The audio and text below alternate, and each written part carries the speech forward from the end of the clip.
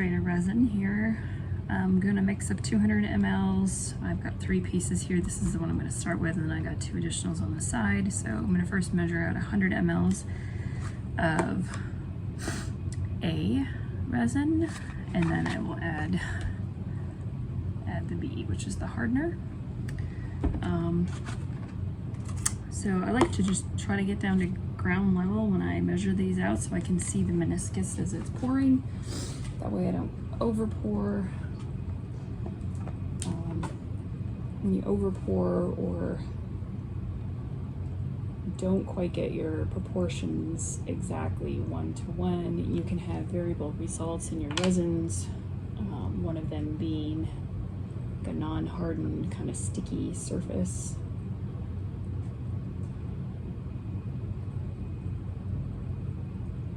I try to stop when I'm about 25 cc's before the top.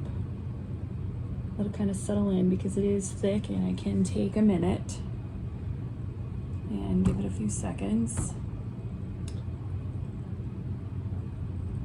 And it's leveling off right about at 100. So I'm gonna stop there and grab the B. It might be slightly over 100. In fact, I believe it is just a hair over 100. So as I do this, I want to try to keep in mind that as I pour type B, I'm also going to need that same amount extra in addition to this of what I went over when that happened. So you just got to be really careful. So if you said this was 110, then you'd want to go 220. So it can get kind of tricky, especially when you don't have all the line markers there. Sometimes you can use one of the other lines on the measuring device, whatever that might be, to help guide you so you can be as accurate as possible. Some people weigh the resins out. I don't find that that is scientifically appropriate because the different resins can weigh different amounts. If you measured them out in different containers and then added them together, that would be one way to make sure that you are spot on. But I feel I've had success with this as long as I'm just being careful and being cognizant of if I do go over how much and just paying attention. So you probably can't see it on there, but it did come out to about 120, which is just below the 8-ounce line on there. Sorry, 220. And of course that's a rough guess. And like I said, really the only way to be truly accurate would be to measure them out separately. Make sure that your meniscuses are right on your markers for measurement and then combine them together. And then if you do that, you also have to make sure that as you enter one mix into the next, that you're scraping all the sides to get every amount of that resin that you can to mix together. So as far as mixing, you just got to give this a good few minutes. I do have a device that I can hook to my drill and mix it up if I really want to be aggressive, or if I have a really large amount of resin that I want to do. It looks like this. I just hook it up to my drill and I can spin it both directions. But when I have a small amount like this, it's just as well just to do it by hand. I feel like it's worth hooking up the drill and getting that all overly bubbled up. That's the other thing, is that it definitely creates a lot of bubbles when you mix it. Those bubbles do go away, it just takes a little bit extra time watching it and then kind of reheating it with heat a couple times as it's sitting. You'll notice this is getting really bubbly as I begin to mix it.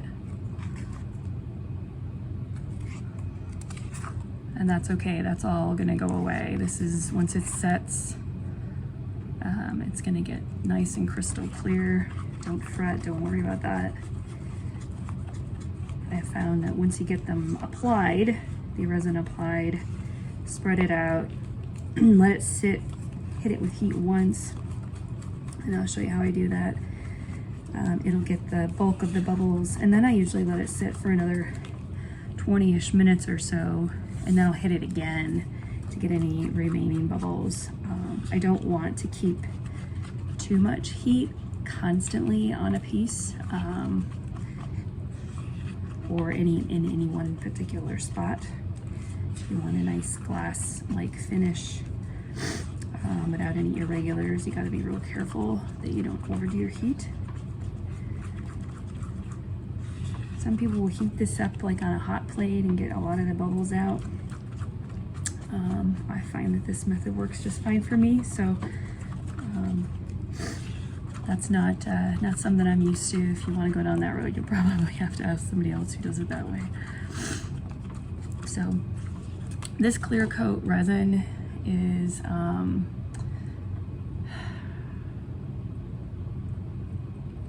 clear epoxy. This is a craft model. There is also another model.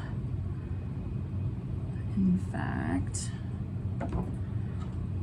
these are both the craft ones. The other one that I have is not a craft model. It's a step up from this, and it is heat resistant up to 470 degrees Fahrenheit. So you could place like a hot plate on it, say coming out of the, or a pan on it, like a hot plate coming out of the oven. As I'm scraping this, I'm frequently scraping the sides, and then I go back and get the bottom, making sure that I'm getting both A and B really well mixed together, and in both directions, back and forth at times, and then again along the sides. I'd say that's pretty well mixed up, pretty consistent throughout. So when I'm ready for this stuff, I'm gonna go ahead and don my gloves here.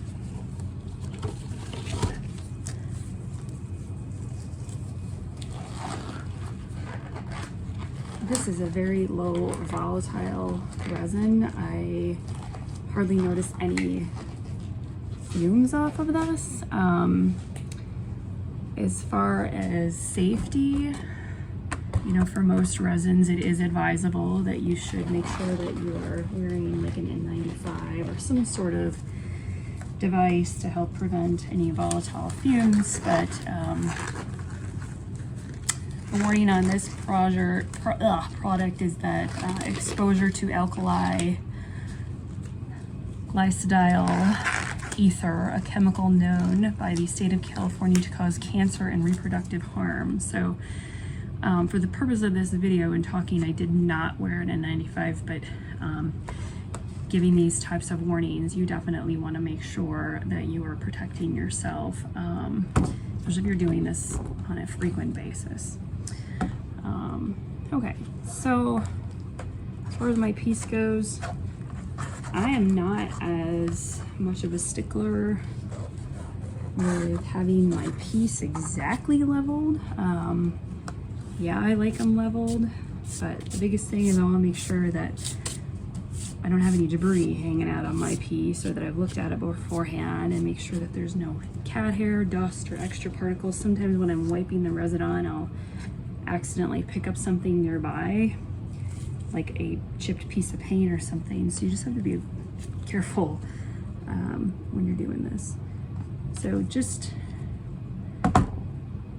from doing this, historically speaking, I try to start in the center with a good amount that's about half the distance from the center to the side, and then I spread this by hand because I feel like I'm pushing down on the resin and I'm helping to push some of the air out of the resin as I'm spreading it with my hand. And then I can make sure that I'm giving the corners and the sides the attention that they need as I'm pushing it around.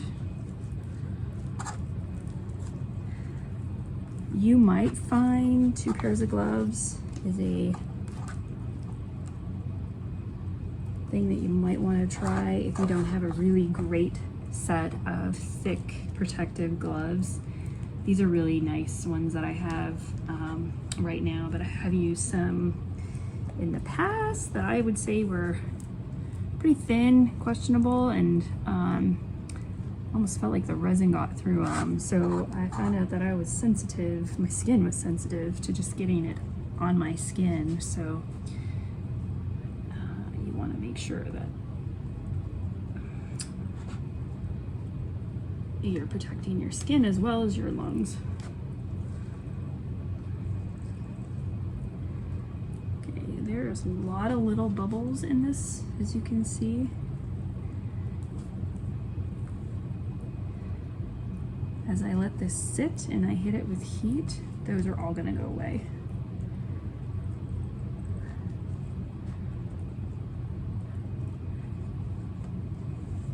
Off to the side, I have 2 additional pieces. I'm gonna resin while I'm doing this one. I'm sorry these aren't in view. They all could not be in view, but I'm gonna go ahead and pick this one up. And again, I just push it around, making sure to cover every square inch. I don't worry so much about the bottoms because these are all taped. And eventually I hit that with a heat gun and take the tape off, and you get a nice clean edge so that your paint and your resin didn't stick to the bottom of your canvas, and it leaves a nice beautiful finished surface in the end. Again, just push it around with my hand.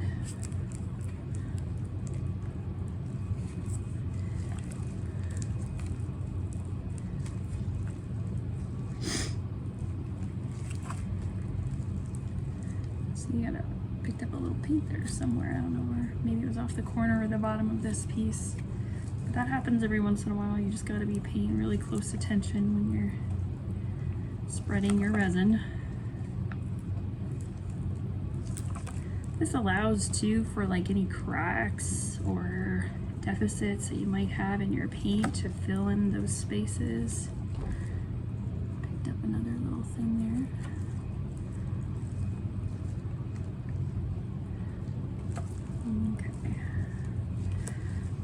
I just got these sitting on little ramekins that you can find at the store, craft store. I happened to pick these up at a wholesale place just down the road. Got a good deal on those. And then I kind of look over all my pieces, checking things out, make sure I don't have any like major deficits. Big bubbles I can hit with the torch here when I do that in just a minute.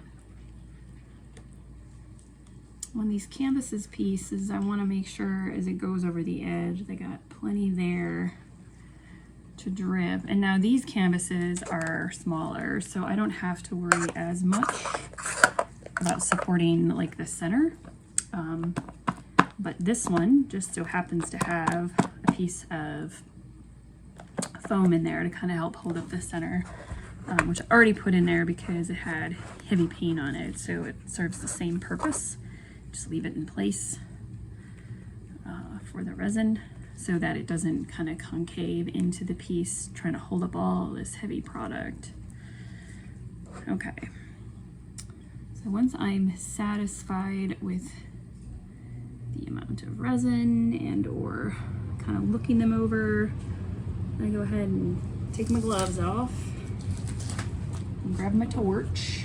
And this torch is very well worn in such that I don't have my button working anymore, so I have to turn it on and then light it with a lighter because I have used this for over a year now and it's done.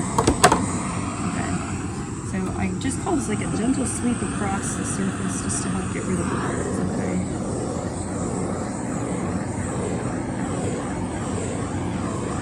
I see some. You don't want to get too close and you don't want to remain in one spot for too long. Pull all these pieces out.